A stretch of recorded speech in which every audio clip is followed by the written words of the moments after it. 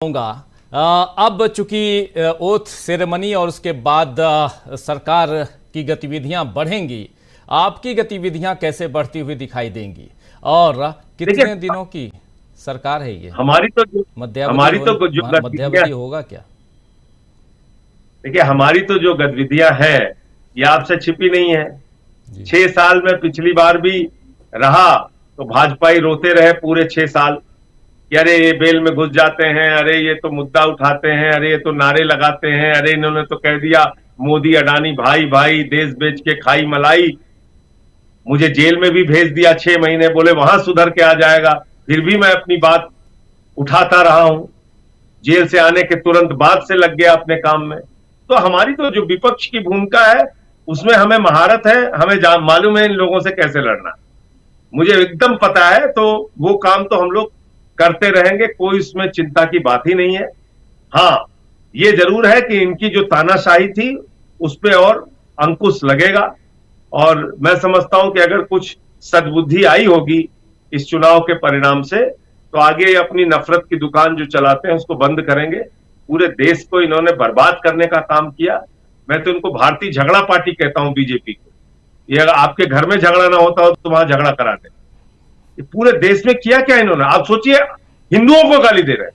और मैं कहता था ये बात, मेरे स्पीचेज उठा के देख लीजिएगा कि बीजेपी का मतलब भारतीय झगड़ा पार्टी।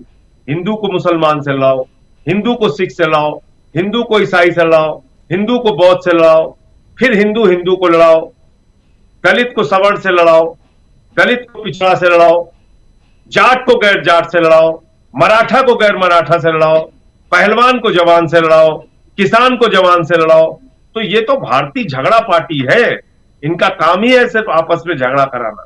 तो अगर इस चुनाव के परिणाम से थोड़ी बहुत सद्बुद्धि इनके दिमाग में आई होगी तो इनको ये समझ लेना चाहिए कि मोहब्बत की बुनियाद पे हिंदुस्तान आगे बढ़ेगा, नफरत की बुनियाद पे हिंदुस्तान आगे नहीं बढ़ेगा। ये अलग अलग भाषाओं, अलग अलग धर्म, अलग अलग जातियों का देश है और विविधता में एकता वाला देश है। इस महान भारत को आप ऐसे नौटंकी और ड्रामा करके और ये नफरत की भाषा बोल के तोड़ नहीं सकते हैं। हम कोई पाकिस्तान और अफगानिस्तान नहीं है, हम हिंदुस्तान है, और हमें कैसे मिल के रहना है हमको मालूम। सरकार कितने दिन चलेगी? सरकार जितने दिन नीतीश जी और नायडू जी चाहेंगे उतने दिन चलेगी, जब नहीं चाहेंगे तो मोदी जी को गुजरात जाना पड़ेगा, उसमें क्या। और ऐसा नहीं है कि एनडीए की सरकारें गिराई नहीं है, पहले भी गिराई है। एनडीए की एक सरकार तो एक वोट से भी गिरी थी, अटल जी की। जी, 13 दिन में गिर गई थी। इस बार तो जी 13 दिन में गिर गई थी। 13 दिन 13 महीने उसके बाद नहीं, वो 13 दिन वाली सरकार अलग थी। 13 महीने वाली सरकार जो थी वो एक वोट से गिरी। जी जी जी 13 महीने की जो सरकार थी वो एक वोट से गिरी थी। तो ये सरकार भी गिरेगी, और अगर सद्बुद्धि आ गई तो 2-4 महीने आगे खिसक सकती है। लेकिन अगर फिर से वही तोड़फोड़ वाली स्टाइल में काम करेंगे तो इस बार तो इनको सबक सिखाने के लिए बहुत पर्याप्त संख्या है विपक्ष के पास भी, और इनके अपने घटक दल भी उसके लिए तैयार रहे। जी, युवा शक्ति ज्यादा है, ताकत ज्यादा है आप लोगों के पास, वो दिख रहा है।